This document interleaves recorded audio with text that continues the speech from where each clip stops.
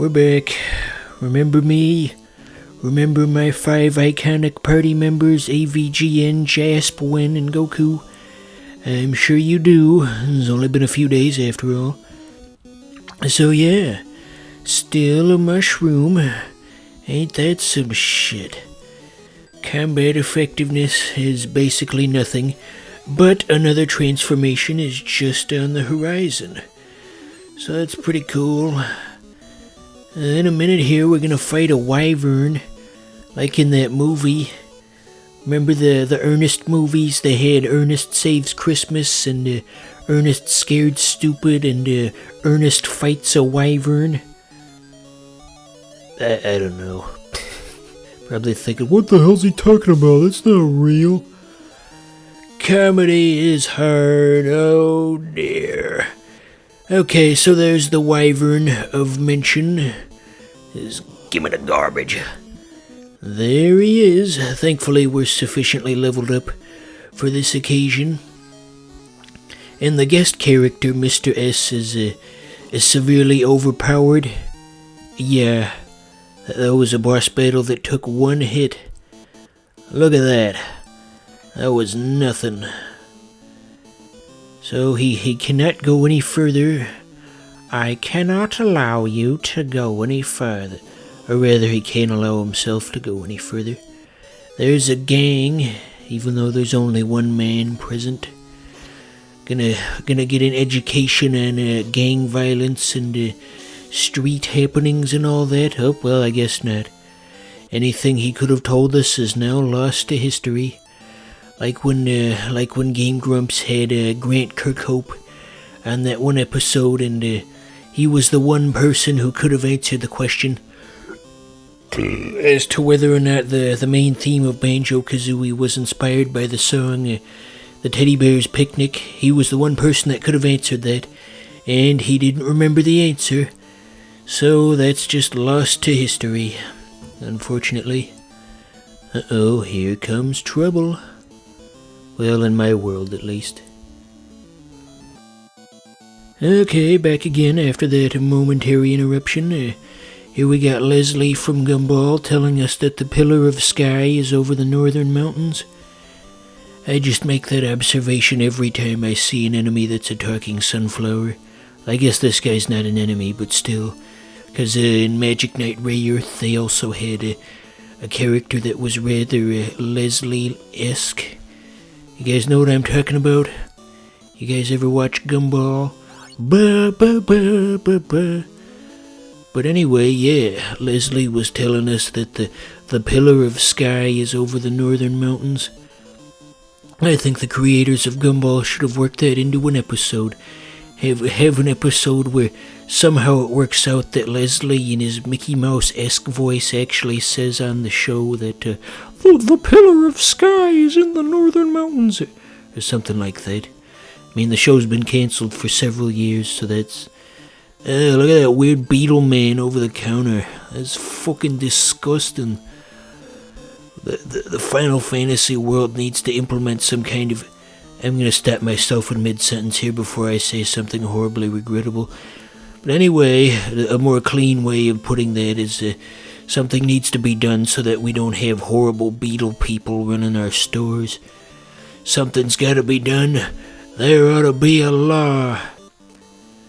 Actually, I feel like something's gotta be done is just kind of worse because it's open to interpretation, but let's get off this topic. So, the mushroom power-up continues to suck in that you can't equip any weapons or armor or anything of the sort. You're just completely worthless. As that SWAT team member says in Sonic Adventure, "Oh no, our weapons are useless." Why did so many Dreamcast games have such stiff voice acting? Why did OJ tell such a silly lie? And why did he write a book about it? Okay, well at least some of these characters can equip the armor, so it's not a total waste. I think the weapons you use actually impact the stats that you get when you level up. Kind of similar to the effort value system in in Pokemon. So like for example, Wendy has a sword and a bow, so if we were to predominantly use the sword, we get an attack boost upon leveling up, but if we predominantly use the bow, we will get a speed boost instead, and if we use a mixture of both, and then both stats will level up a little bit. It's very intricate, yes. Okay, there goes Mushroom Man. That is going to be a recurring theme until we get a better power-up. So, I'll just beat up this tiger here. Eat 'em up, tigers, eat 'em up. Do you guys know about the Eat 'em up tigers guy? He was a bit of a local celebrity in the Detroit area. I've talked about this before on my MLB The Show series, but he was basically just like a beggar who had like a rubber Hulk hand that he would keep his change cup in, and he would shake it up and down, and he would chant, "Eat 'em up, tigers, eat 'em up." He was a funny guy. Unfortunately, he's no longer with us. He got hit by a car. But that's life. That's what all the people say. You're riding high in April and shot down in May. But if it was worth one single try, I'd get right on a big bird, and then I'd fly. Can you tell I've seen Joker more than a few times? 'Cause you know that movie had that song in it. So anyway, here's the gang again. Or maybe it's Gong. Maybe he's like a Chinese guy and he pronounces it Gong instead of gang. And I think that would explain why there's just one of them when it says gang. That would definitely be the answer to that. So what else have I been doing lately? I was looking at Pluto TV the other day, and I caught an episode of Degrassi, of all things, and normally I don't watch TV shows about teenage relationship drama because, well, you know, I'm a 26-year-old heterosexual man, but anyway, I watched it for a few minutes, and actually it didn't seem that bad. It actually seemed kind of interesting. I was surprised at that. There were multiple conflicts in the episode, but the one that really grabbed me was the emo character tried to kill himself because his girlfriend wanted to break up with him, and she was worried that something like this was going to happen from the outset, and that's why she didn't want to break up with him, because, you know, he was emotionally unstable, and she didn't know what he was going to do in response to this information, and she was very right to worry. Okay, there's a skeleton man just hanging out. I guess people just tolerate skeletons here. The princess looks a bit like the main character from Crystalis on NES, if you know that one. What's going on in the dialogue? Something about a hat? I missed it. Wait, Neptune, I've got a better idea. Okay, directions on how to find the hidden tile that'll activate the plot device. I find it interesting how the event didn't just trigger when we talked to the lady. Said we had to go 3 spaces down and then 4 to the left or whatever, and it's a very unorthodox way of doing that. But I suppose they had to work within the limitations of the original Game Boy. I think we screwed up. I think we missed the spot. You missed the spot, as people say in those dorky teen dramas like Rugrats All Grown Up or whatever. You know, the jerky popular kids will make fun of the main character as they're cleaning something, and you missed the spot. Yeah, you know what I'm talking about. Anyway, hopefully we can get back there after we slaughter a few more of these endangered animals.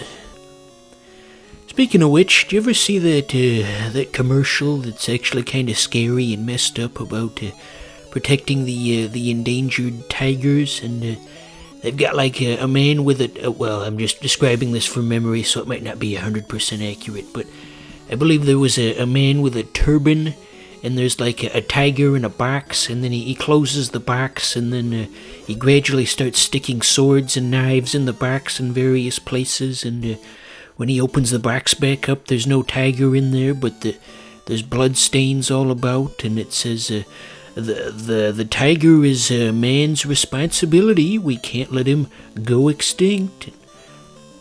I always found that interesting. I never saw it on proper TV, but rather I just saw it in a YouTube compilation of things that scared us as kids. That's always been an interesting topic to me. I've always been a very frightened young man, or a rather easily frightened young man, and many different things scared me over the years, and it's fun to revisit those topics with adult eyes. There was one thing that scared me on TV that I've never been able to find ever again, and believe me, I've looked for it. It was a promo for Invader Zim from 2001. See, what they did was actually kind of ingenious. There were 2 steps to this. First, they just had this normal commercial for Nicktoons Network, and that was in circulation for a couple of months. Just a commercial for Nicktoons Network or whatever. Then after the Invader Zim promo, it starts like the promo for Nicktoons Network. It's like the first 5 seconds of that, and then the screen gets all staticky and the signal cuts out, and then it turns into something else, and there's like a character on a webcam trying to warn you about Zim. And when I was like maybe 6 years old, I was always very frightened by that, because it messes with your expectations, you know? You think it's going to be the one commercial, and then suddenly it's like somebody's taken over the broadcast. It's like the kids' version of the Max Headroom incident, if you've ever heard of that. Okay, what's our new form going to be? Okay, that's not too bad.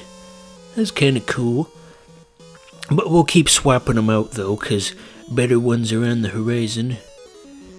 I don't know why Tusk is the power-up for spiders. You'd think he'd have some kind of a cool web-based something or other. Damage is minimal.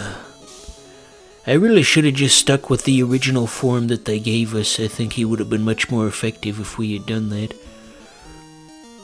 Because even though we keep switching these, his overall attack power is quite low, and he also can't equip things. Ah, well, you know what they say. Hindsight is 20/20.